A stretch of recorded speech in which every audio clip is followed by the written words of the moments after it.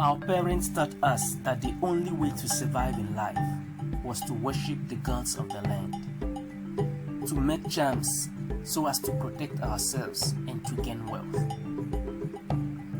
We were introduced to this by our ancestors who used to worship voodoo.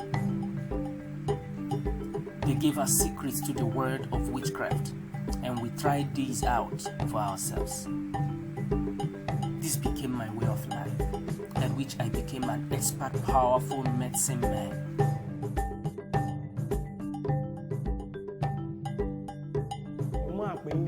My name is Olaye. I am from a village of the Idacha tribe in Benin Republic. This is a very significant story of my journey and how God's love found me.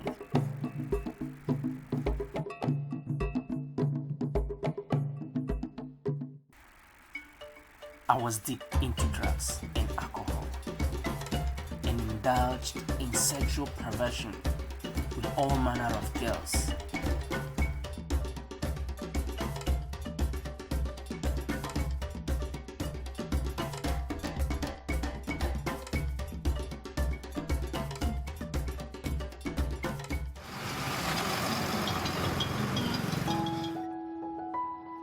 My fame grew as a young wizard, and a man from Cotonou who had come to see his relatives in Idacha heard about my abilities and came to see me.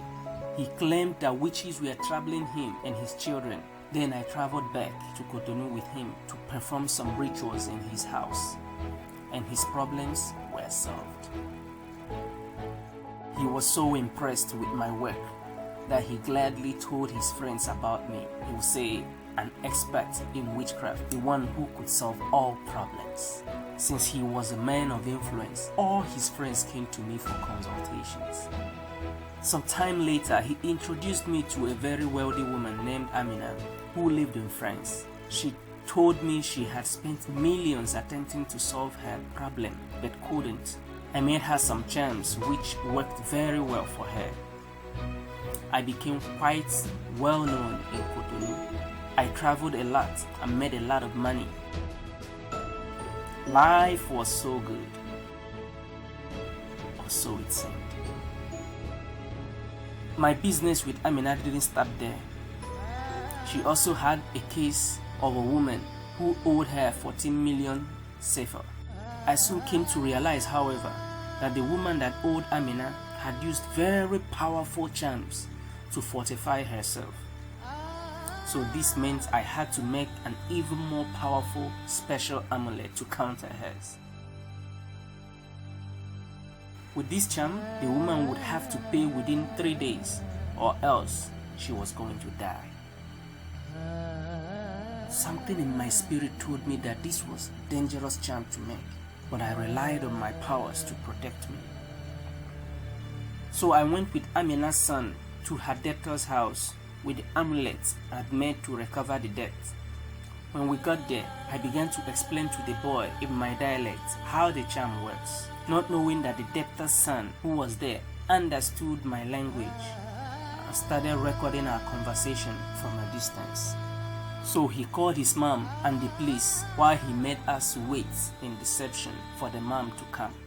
When the police came, I relied on my powers to get me out of trouble, but it all failed, and I was arrested for attempted murder. Amina and her son abandoned me, and I took the fall for everything. I was charged and spent months in jail. When I got out, people mocked me. They called me all manner of names, and many even became afraid of me. My friends deserted me, so I had to move from my village to stay with my brother. Not long after that, I returned to my old ways.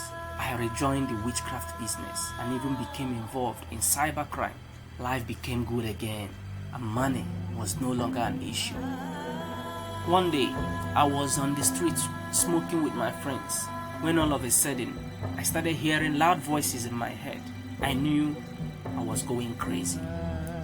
Someone must have bewitched me, I thought. I tried every spell I knew, every incantation, every idol, but nothing seemed to work. Things became worse, and I even lost my voice. So I was taken to a man in a nearby village who was known to be powerful in curing mental problems. I would recover only to relapse when I returned home. I went back to the man who now started demanding animal sacrifices from me.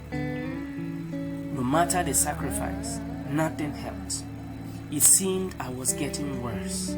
My mother and I were running out of money, and the man was getting frustrated. All our powers and sacrifices were failing us. I became tired. My mother was tired too. My father had given up on me, and my brothers became hopeless. I had already spent months in this man's place with no solution to my problems. So I decided I'll have to go home, and I went back to my village. I had no money for a taxi, and so I was looking for anyone who could give me a lift. So many cars and motorbikes passed me, but no one stopped for me. But suddenly, I saw two men on a motorbike, and an inner voice told me to shout for help. Somehow I did shout, "Help me!" And they stopped to my surprise. They told me that when I asked for help, a voice told them to help me, that I was truly in trouble. At that time, I had no idea they were pastors. As we were riding together, they asked me about my troubles, and though I'm not usually an open person, I found myself explaining all my difficulties and what I had been through. When we eventually reached my village, they shared with me about the love and the power of Jesus, how he loved me, and that if I received him, I would be delivered from all my pain. I had been through so much that even as they were saying this, I asked myself if this Jesus could truly deliver. I wondered if the power of Jesus was truly more powerful than that of the witchcraft that I know has troubled me. I wondered if they understood how great my sins were. One of the pastors invited me to his home the next day. As I went, they continued sharing with me, and I continued pouring my frustrations. He assured me of the love of Christ and how he can deliver all who put their trust in him. I surrendered to the power of Jesus, and they prayed for me that day. I gave up all my idols and charms to be burnt. They kept teaching and challenging me to read the Bible, to pray and watch the Lord deliver me. And indeed, he delivered me.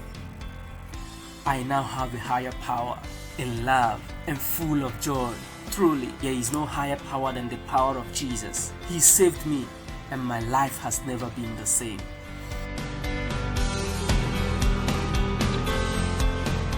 It doesn't matter how deep you have gone into sin or into that addiction or affliction.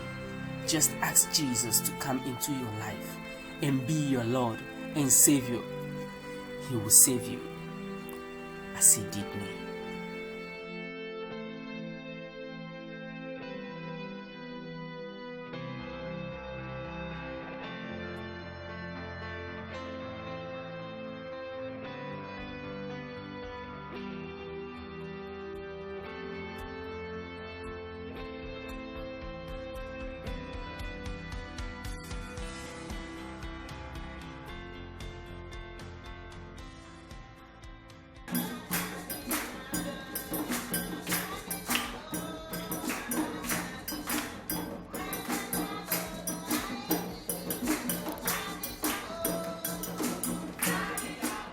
What a transformation, a life impartation so unique. And this remarkable encounter is the story of many others in some 105 previously unreached people groups in 36 countries around the world, especially in some places where very few will dare to go. You can make a difference too. Invest in a life today and transform the nations with Capri. Give, pray, and go. God bless.